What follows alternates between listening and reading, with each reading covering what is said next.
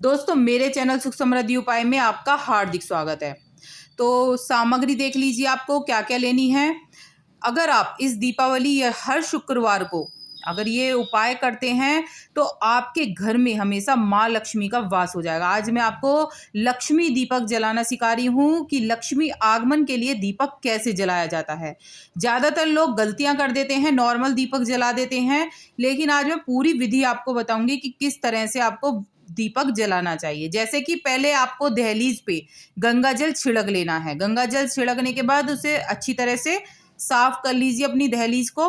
दहलीज साफ करने के बाद आपको ऐसे हल्दी लेनी है, हल्दी का घोल बनाने लेना है और घोल बनाकर हल्दी का लेप का तो आपको इस तरह से आपको आपकी जो वो है दहलीज उसको इस तरह से रंगना है हल्दी पे। माता लक्ष्मी को बहुत ही ज़्यादा हल्दी पसंद है।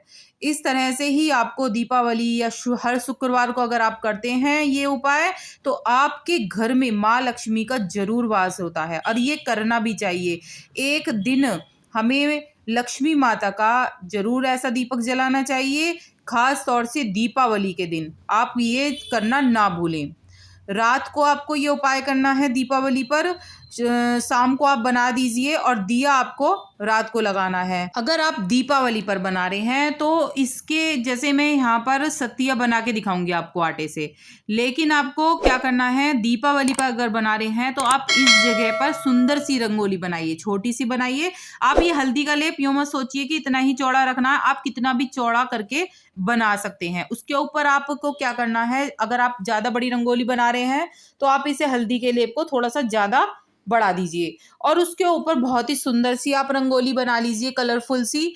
और जैसे मैं नॉर्मली बना रही हूँ आपको दिखाने के लिए, तो आप इस तरह से शुक्रवार को जैसे जल्दी होती है तो आप इस तरह से बना सकते हैं सहरोज़ में। और दीपावली पे आप सुंदर सी रंगोली बनाइए, सांचे भी आते हैं उससे भी बना सकते हैं।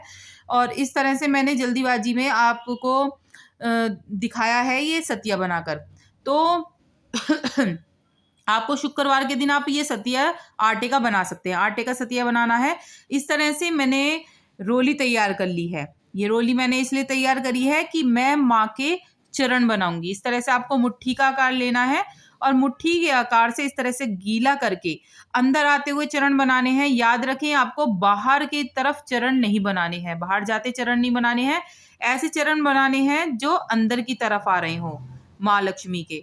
इस तरह से आपको आप बाहर से बैठ के बना सकते हैं या फिर आप अंदर से बनने हैं तो अंदर से भी बना सकते हैं। इस तरह से आपको बनाने हैं चरण। इस शेप दे दीजिए आप और उंगलियों की शेप दे दीजिए, बहुत सुंदर चरण बन जाते हैं। दीपावली पर मैं इसी तरह के चरण बनाती हूँ। मुझे बाजार से ज़्यादा ये चरण अच्छे लगते हैं। ऐसा लगता है जैसे माँ लक्ष्मी खुद आ गई हो। ये चरण मुझे बहुत ही पवित्र लगते हैं, तो मैं इस तरह के ही ज़्यादातर चरण बनाती हूँ दीपावली पे। तो अंदर की तरफ ही बनाने हैं, जैसे मैंने बताया बाहर की तरफ आपको नहीं बनाने हैं ये। जैसे इस तरह से बनाने हैं जैसे माँ लक्ष्मी आपके घर के अंदर आ रही हो। अब आपको एक प्लेट लेनी है। आपको दिया जैसे मैं पहले बताती हूँ सिंहासन पर वो देना है उनका। तो इस तरह से आपको सतिया बना लीजिए आप और सतिया बनाकर आप इस तरह से रख दीजिए। रखने के बाद आपको रोली का भी लगाना है, हल्दी और रोली दोनों ही यूज़ करनी है हमें। तो मैंने दोनों ही यूज़ करे हैं।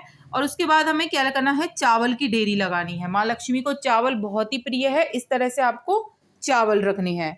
चावल की डेरी रखने के बाद आपको क्या करना है, इसके ऊपर आपको दिया रखना है।